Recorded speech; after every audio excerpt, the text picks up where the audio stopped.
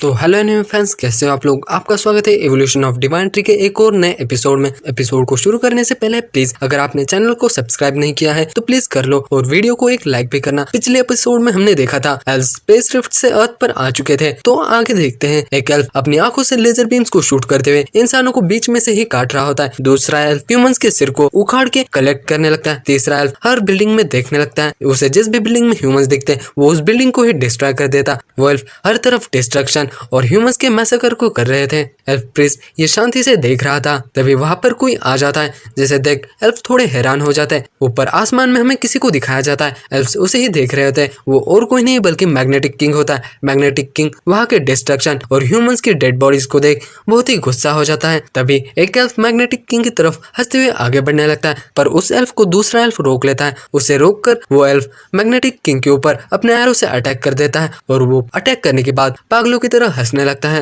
वो एरो बहुत ही तेजी से मैग्नेटिक किंग की तरफ बढ़ रहा था, पर मैग्नेटिक किंग एक पिलर को बनाकर उस अटैक को बहुत ही आसानी से ब्लॉक कर देता है। वो पिलर आकर नीचे गिर जाता है। वो पिलर उस एल्फ के आर पार हो जाता है, जिसकी वजह से वो एल्फ वही के वही मर जाता है। बाकी के एल्फ ये देखकर थोड़ा हैरान तो हो जाते हैं, पर बाकी के एल्फ्स को उसकी मौत से कोई भी फर्क नहीं पड़ता। मैग्नेटिक किंग गुस्से में कहने लगता है, मैं तुम लोगों को बहुत ही खतरनाक सी मौत देने वाला हूँ। मैग्नेटिक किंग बहुत ही गुस्से में होता है। उसका गुस्सा हम उसकी आंखों में देख सकते हैं। वो अपनी एबिलिटी को यूज करके बिल्डिंग्स को ही उठाने लगता है। वो कहने लगता है, आज मैं तुम लोगों को बिल्कुल भी नहीं छोड़ूंगा। तभी हमारा सीन शिफ्ट होकर वापस से जियो पर आ जाता है। जियो कहने लगता है, क्या तुम लोगों ने इस बार सिर्फ कुछ 100 से ही ज्यादा एल्फ्स को भेजा है और उनमें से सिर्फ 10 ही ट्रांसेंडेंट के 4th ऑर्डर पर है। जियो से पूछने लगता है, तो अगली बार तुम अपनी फोर्सेस को कब भेजने वाले हो। वो एल्फ जियो से कहने लगता है, 6 महीने के बाद हम अर्थ पर एक फुल स्केल वॉर डिक्लेयर करेंगे। उस बैटल में devil tribe, dwarf, dragons, elf, druids और कई सारे हमारे सोल्जर्स होंगे। वो सभी लोग उस बैटल को ज्वाइन करेंगे। हम अर्थ को पूरी तरह से कॉन्क्यूअर करेंगे और ग्रेट एम्परर के अराइवल के बाद हम अर्थ को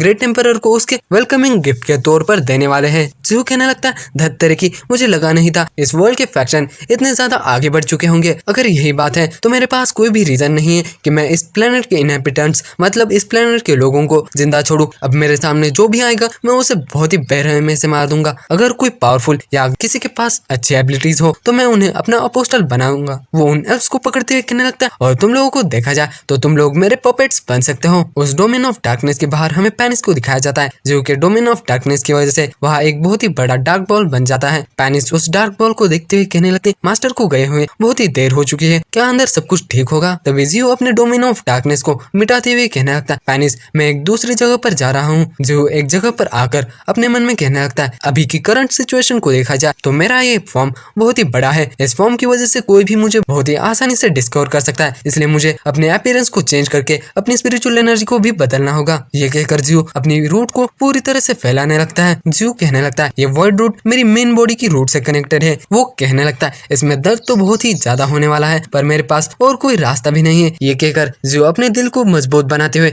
अपने रूट को ही काट देता है, जिसकी वजह से जियो को इतना दर्द होता है कि वो लिटरली रोने लगता है और वो नीचे आकर धड़ाम से गिर जाता है। उस प्लेनेट के बाहर हमें जियो की मेन बॉडी को दिखाया जाता है। वो अब डॉर्मेंट स्टेज में चली गई है। जियो का अब मेन बॉडी से पूरी तरह से कनेक्शन कट चुका है। हमें वापस से जियो को दिखाया जाता है। जियो दर्द के मारे पसीना पसीना हो रहा होता है। वो कहने लगता है, मुझे ऐसा लग रहा है कि कोई मेरे अंदर हजारों सुइयां घुसाने के बाद उन्हें बार बार अंदर घुसा ही रहा है। ये दर्द बहुत ही खतरनाक है। पैनिस जियो की ये हरकत देख इतनी हैरान होती है कि वो कुछ आगे बोल ही नहीं पाती। जियो अपने मन में कहने लगा, अब मेरा और मेरी मेन बॉडी का जो कनेक्शन था वो पूरी तरह से कट हो चुका है, पर इसकी वजह से मेरी बैटल पावर बहुत ही कम हो चुकी है। मैं अभी के लिए 4th ऑर्डर की ही स्ट्रेंथ को यूज कर सकता हूँ। जियो अपने आप को एक नाइट एल्फ में ट्रांसफॉर्म करने लगता है। ट्रांसफॉर्म होने के बाद जियो अपने आप को देखते हुए कहने लगता है, हाँ अब मैं एक नाइट एल्फ की तरह दिख रहा हूँ। पैनिस जियो को देखने के बाद शर्माते हुए कहने लगते हैं, मास्टर की ये अपीयरेंस तो वाकई में बहुत ही हैंडसम है। तभी जियो वो अपने किसी डायमेंशन को ओपन करते हैं, उसमें से किसी चीज को निकालते हुए कहने लगता है, ये सी बीस्ट किंग है। मैंने इसकी कॉन्शियसनेस को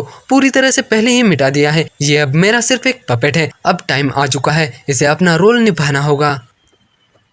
हमारा सीन शिफ्ट होकर एल्फ्स की टेरिटरी पर आ जाता है। हमें एल्फ्स के, मुझे समझ नहीं आ रहा है इसे क्या कहूँ, ठीक है, एल्फ क्वीन के कैसल के ऊपर आ जाता है। उस कैसल के अंदर हमें एल्फ क्वीन को दिखाया जाता है। वो गुस्से में कहने लगते हैं, क्या एक एंटायर टीम हवा में ही कैसे गायब हो सकती है। उसे एक एल्फ रिपोर्ट देते हुए कहने लगता है, जब सेकंड टीम उनकी लोकेशन पर पहुंची तब वहां पर कोई भी बॉडीज नहीं थी, ना ही वहां पर बैटल के ट्रेसेस थे, पर उस जगह से ही थोड़ी दूरी पर एक बहुत ही बड़ी लैंड डिस्ट्रॉय हो चुकी थी। एल्फ क्वीन चिल्लाते हुए कहने लगते हैं, सर्च को जारी रखो, हमें उस मिस्टीरियस स्पिरिट पावर वाले क्रिएचर को ढूंढना ही होगा।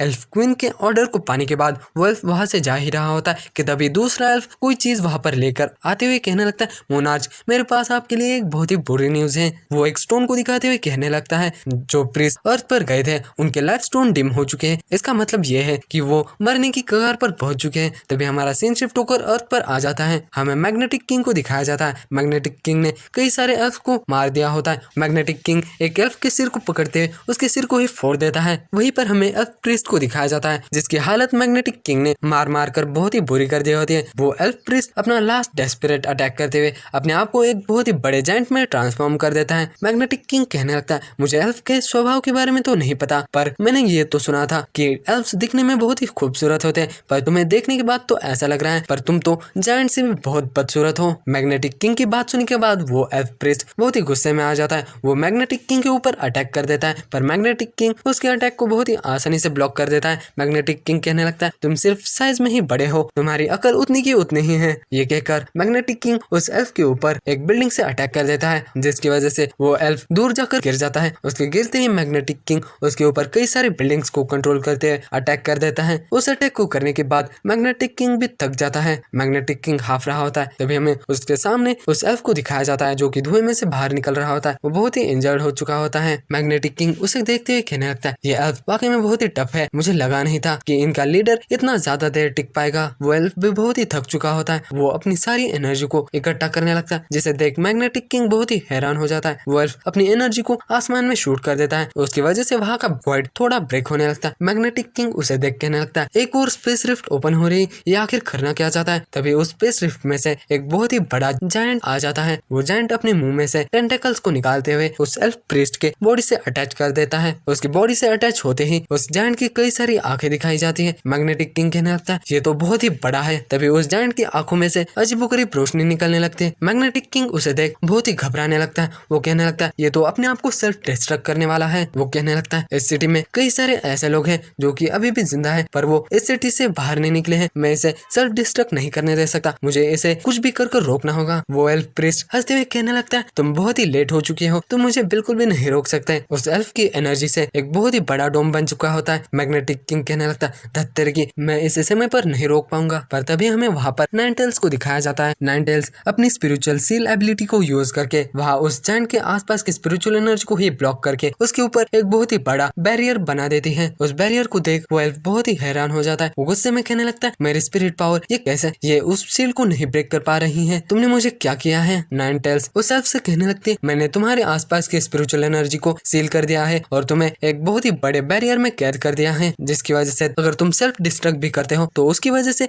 इस सिटी पर कोई भी असर नहीं होगा। वो एल्फ नाइन टेल्स को कुछ कहे उससे पहले ही वो सेल्फ डिस्ट्रक्ट हो जाता है, पर उसके सेल्फ डिस्ट्रक्शन से वहाँ पर कुछ भी हार्म नहीं होता। पर वो जहाँ पर सेल्फ डिस्ट्रक्ट होता है उस जगह पर एक बहुत ही बड़ा होल बन जाता है। वहाँ पर सिर्फ नाइन टेल्स ही नहीं बल्कि लिनहुआ भी आई होती है। लिनहुआ कहने लगते हैं, अभी के लिए उन एल्फ्स के कॉर्प्सेस को कलेक्ट करो, बाद में वो हमारे काम आ सकते हैं। तभी वापस से हमारा सीन शिफ्ट होकर जियो के ऊपर आ जाता है। पानी जियो से कहने लगते हैं, मास्टर हम कहाँ जा रहे हैं। जियो कहने लगता है, हम ड्रैगन्स के बेस की ओर जा रहे हैं।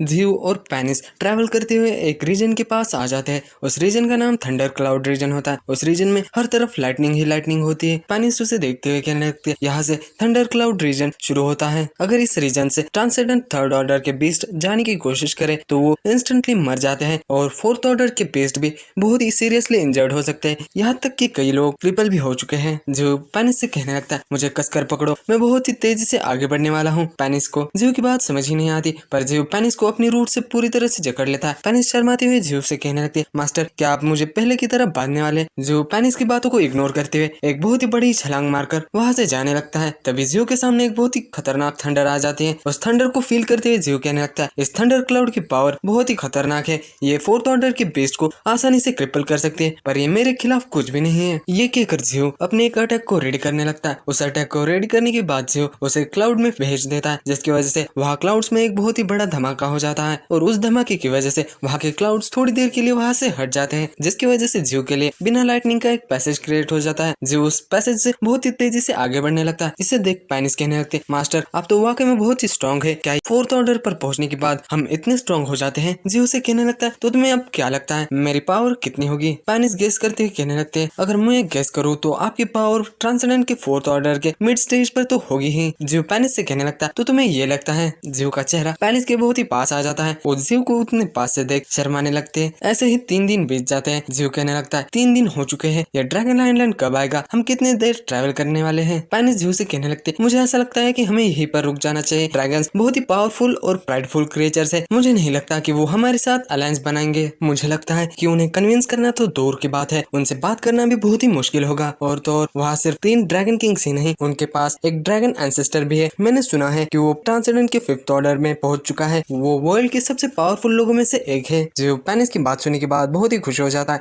वो कहने लगता है, ये वाकई में बहुत ही अच्छी न्यूज है। पैनिस जियो के रिएक्शन को देख बहुत ही हैरान हो जाती है। पैनिस कहने लगते हैं, मास्टर आप बिल्कुल भी क्यों नहीं डरे हुए हो? जियो पैनिस से कहने लगता है, क्या तुम्हें लगता है मैं इतना कमजोर हूँ? पैनिस कहने लगते हैं, नहीं मास्टर मैं आपके ऊपर शक नहीं कर रही। पर जियो पैनिस से कहने लगता है, पैनिस इस वर्ल्ड में जितने भी स्ट्रॉन्ग क्रिएचर्स है, फ्यूचर में जाकर वो मेरे लिए ऑब्स्टेकल बन सकते हैं, इसलिए मैं उन्हें अभी के अभी देख रहा हूँ। अगर वो लोग मेरे अलाय बनते हैं तो वो ठीक है, अगर वो नहीं बनना चाहते तो मैं उन्हें अभी ही खत्म कर सकता हूँ। जियो की बात सुनने के बाद पैनिस कहने लगते हैं, मास्टर आप चाहे कुछ भी करें, मैं हमेशा आप ही की साइड पर रहूंगी। ये कहने के बाद पैनिस शर्माने लगते, वो कहने लगते, मुझे बहुत ही एम्बेरसिंग फील हो रहा है। जियो कहने लगता है, तो ऐसी बात है तो हमें और भी तेजी से ड्रैगन आइलैंड की तरफ बढ़ना चाहिए। तभी हमें राइटर बताने लगता है, इस प्लेनेट का नाम अजूर स्टार है। इस अजूर प्लेनेट पर 7 ऐसी टेरिटरीज है जिन्हें की एब्सोल्यूट टेरिटरीज कहा जाता है। उनमें से एक है ड्रैगन आइलैंड, जहाँ पर दुनिया के सबसे पावरफुल क्रिएचर ड्रैगन्स रहते हैं। और फॉरेस्ट ऑफ एल्व्स मतलब एल्व्स का जो फॉरेस्ट है वो भी 7 एब्सोल्यूट टेरिटरीज में से एक है। तभी हमारा सीन शिफ्ट होकर फॉरेस्ट ऑफ एल्व्स में आ जाता है। हमें एक एल्फ को दिखाया जाता है, वो कहने लगता है,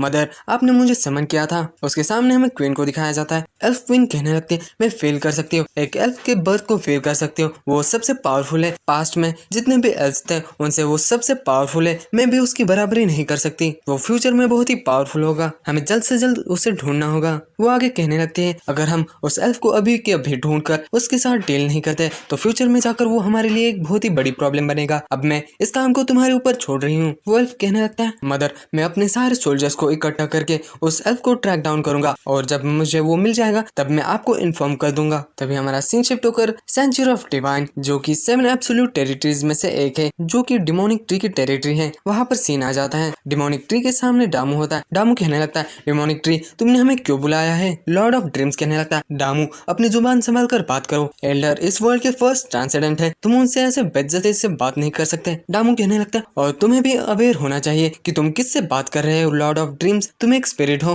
तुम्हारे पास कोई भी फिजिकल फॉर्म नहीं है, तुम्हारे पास मेरे साथ आर्ग्यू करने के लिए कोई भी राइट नहीं है। उन्हीं के साइड में लॉर्ड ऑफ नेचर होता है। वो कहने लगता है, अब बस करो, तुम दोनों अपना झगड़ा बंद करो, एल्डर ने हमें किसी इंपॉर्टेंट बिजनेस के लिए ही बुलाया होगा। डिमोनिक ट्री कहने लगता है, नॉर्दर्न थंडर क्लाउड रीजन से एक बहुत ही पावरफुल प्रेजेंस को सेंस कर सकता हूँ, मैं चाहता हूँ कि तुम लोग वहाँ जाकर उस प्रेजेंस को इन्वेस्टिगेट करो, और मुझे नहीं पता कि वो फोई कितना पावरफुल हो सकता है, इसलिए तुम्हें केयरफुल होना चाहिए। डिमोनिक ट्री की बात सुनने के बाद टामू वहाँ से जाते हुए कहने लगता है, मैं यहाँ तुम्हारे ऑर्डर्स को सुनने के लिए नहीं आया हूँ, मुझसे कभी भी एक्सपेक्ट मत करना कि मैं तुम्हारे ऑर्डर को फॉलो करूंगा, मैं जो करना चाहता हूँ वो मैं करूंगा। टामू गुस्से में कहने लगता है, डिमोनिक ट्री मेरी बात ध्यान से सुनो, मैं मेरे मास्टर के ऑर्डर्स की वजह से ही तुम्हें फॉलो कर रहा हूँ, मैं तुम्हारा कोई फॉलोअर नहीं, और जब हम अर्थ को कॉन्क्योर करेंगे तब मुझे अर्थ की हाफ टेरिटरी चाहिए, और ऐसा बिल्कुल भी मत समझना कि तुम मुझे हुक्म दे सकते हो। ये देखने के बाद लॉर्ड ऑफ नेचर कहने लगता है, ये डामू जब ये पिछली बार रैम्पेज में चला गया था, मतलब तबाही कर रहा था, तब इस डिमोनिक ट्री ने उसे रोकने के लिए एल्व्स को भेजा था, उस बात के लिए वो अभी भी नाराज हैं। डिमोनिक ट्री डामू की बात सुनने के बाद लॉर्ड ऑफ ड्रीम्स से कहने लगता है मुझे इस बार तुम पर ही डिपेंड होना होगा, अपनी एबिलिटीज को यूज करके उस फोई के बारे में सब कुछ इन्फॉर्मेशन निकलवा लो। लॉर्ड ऑफ ड्रीम्स कहने लगता है, मैं आपके ऑर्डर को फॉलो करूंगा।